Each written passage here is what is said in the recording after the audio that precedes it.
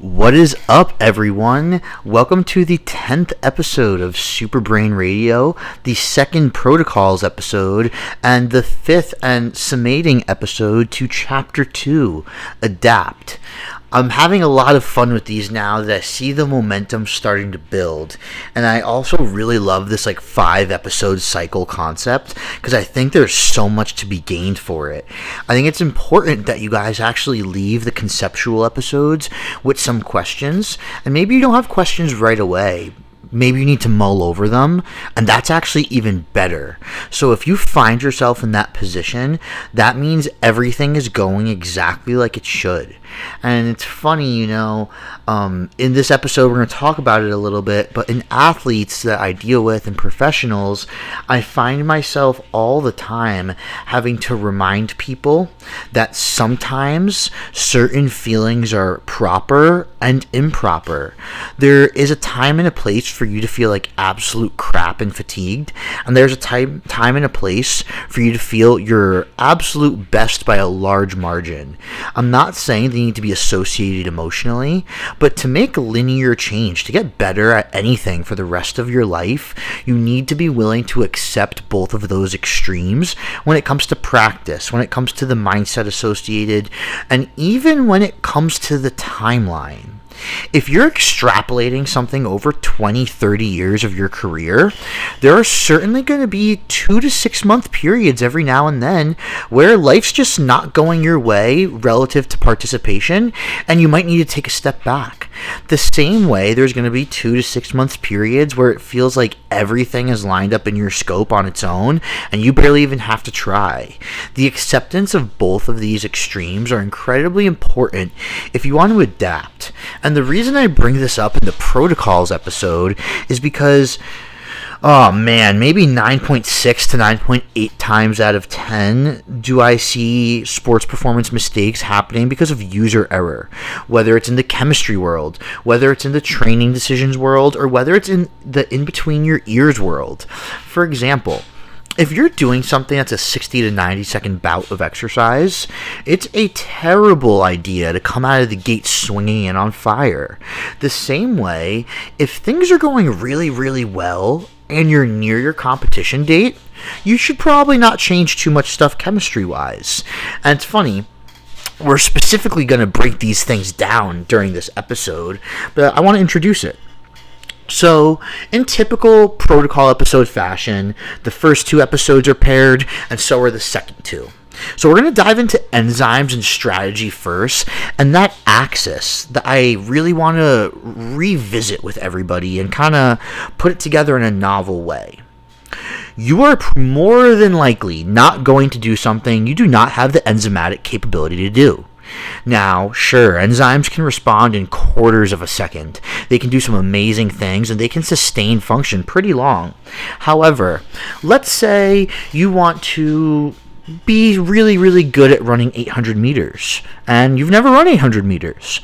You cannot volitionally convince yourself to be excellent at the 800 meter run because you don't have hypoxic and glycolytic enzymes that are related to PDH, which is the enzymatic complex that regulates how much force you do in glycolysis. So, even furthermore, it's very unlikely you feel motivation or are drawn towards something that you don't have enzymatic capacity for as well. Now, the first thing I said was a little more scientific. What I just said is a bit more anecdotal, but I've seen it in athletes. Maybe we spent 6-7 months building up a certain capacity, a certain enzymatic structure, density to that enzymatic structure, volume, amount, whatever it is, right? When they get to that peak state, there's just a confidence associated with it. People call it warming up, people call it getting your reps in, whatever.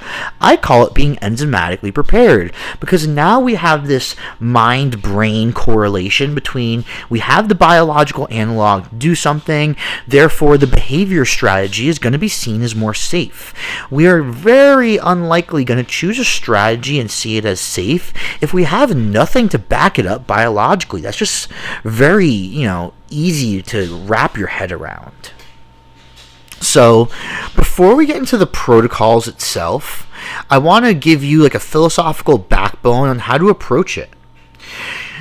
Supplementation for energy or relaxation is an acute band-aid. And remind you, there's nothing wrong with band-aids. If you have a small cut, you need a band-aid.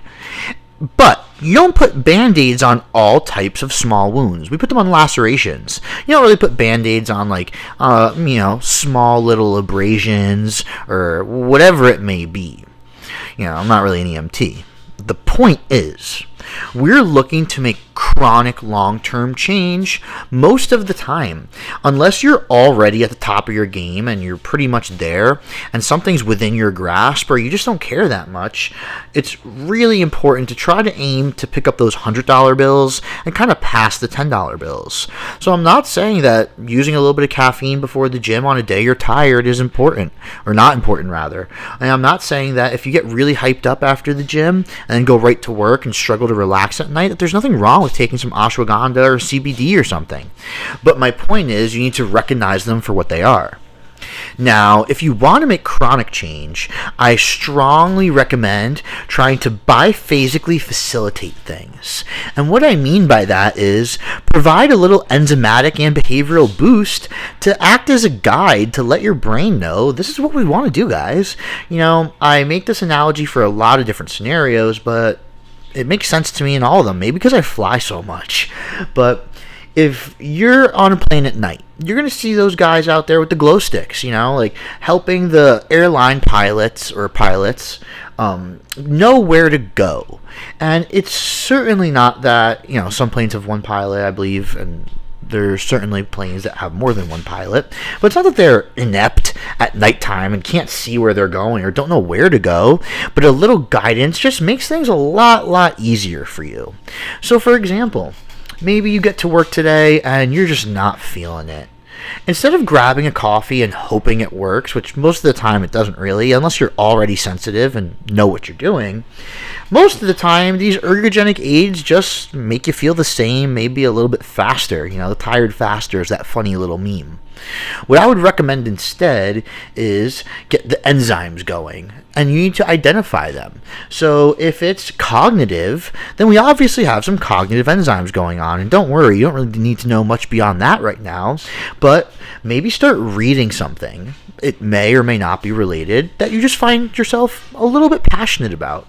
And maybe start answering and asking some questions related to it. Maybe you do some little brain games. You buy something like Luminosity or Elevate and you just play some neuroplastic games. But get those enzymes going and then facilitate the behavior strategy associated with it.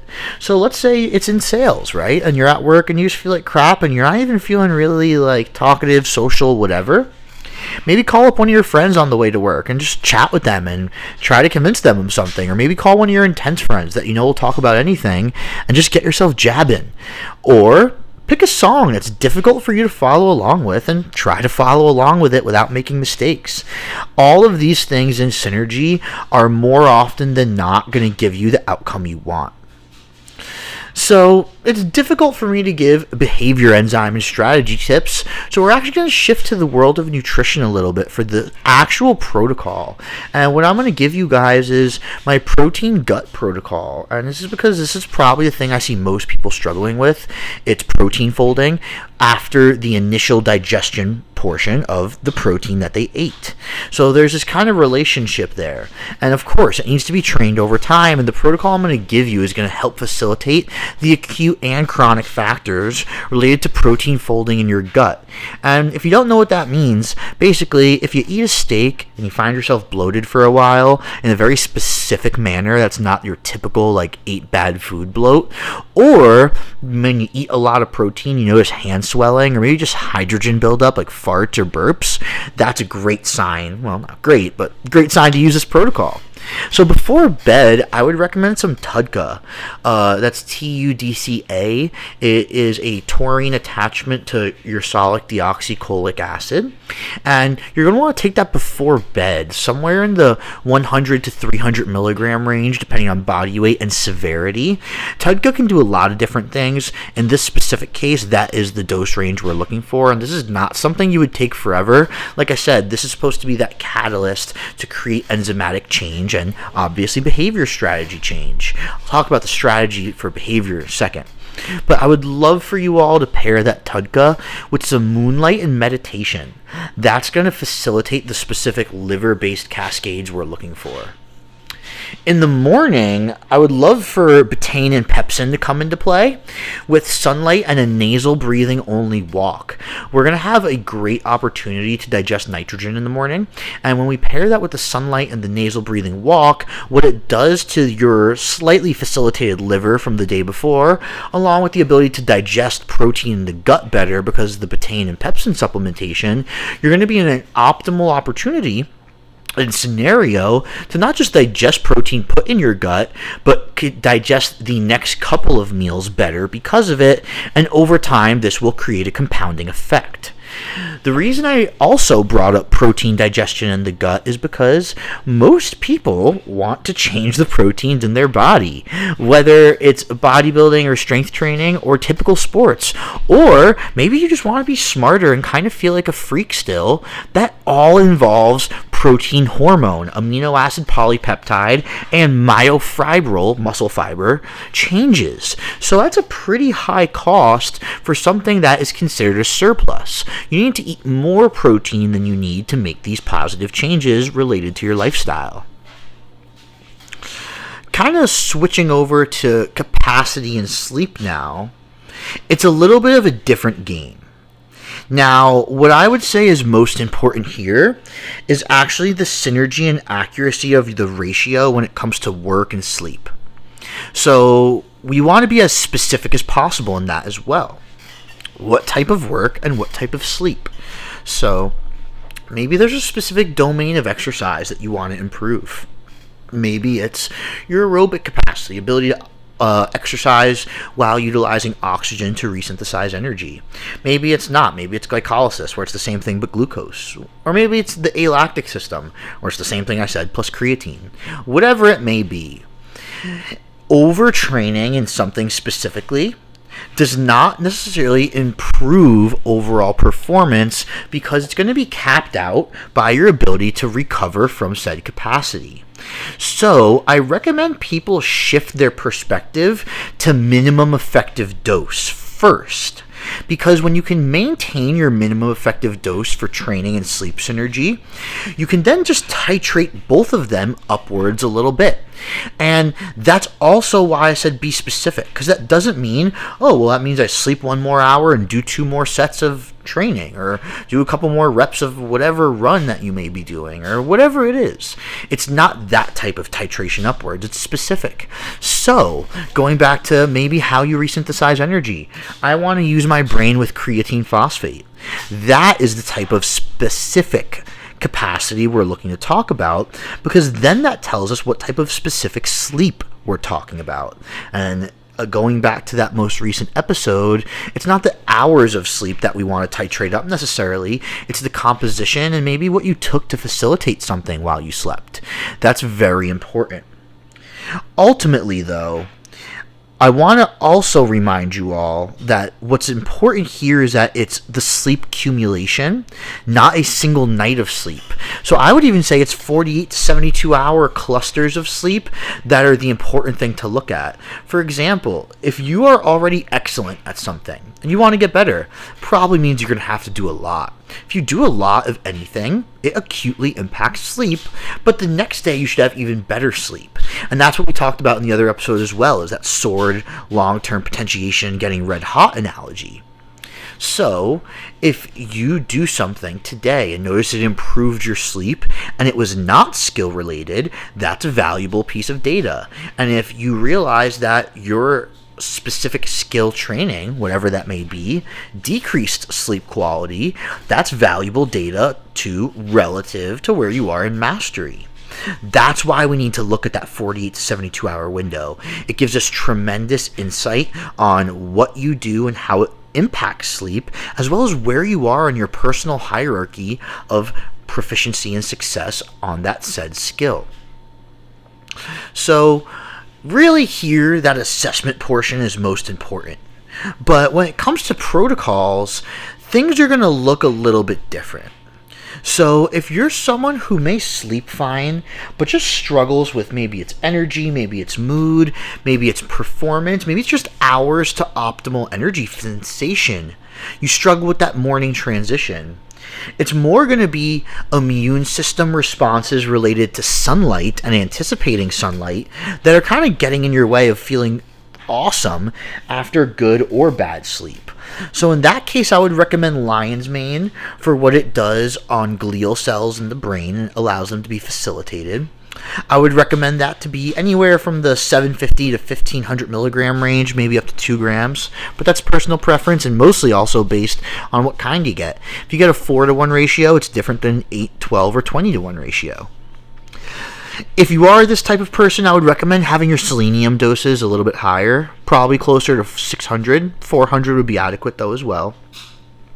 This is an awesome opportunity for amoxapine to make some type of long-term change to the vessels of the eyes, AM sensitivity to dopaminergic secretions, and also balancing out the vagus nerve and related to this, because you don't need to be sleepy hormonally to feel sleepy, and you don't need to be energized hormonally to feel energized, and this is going to help that awkward little balance.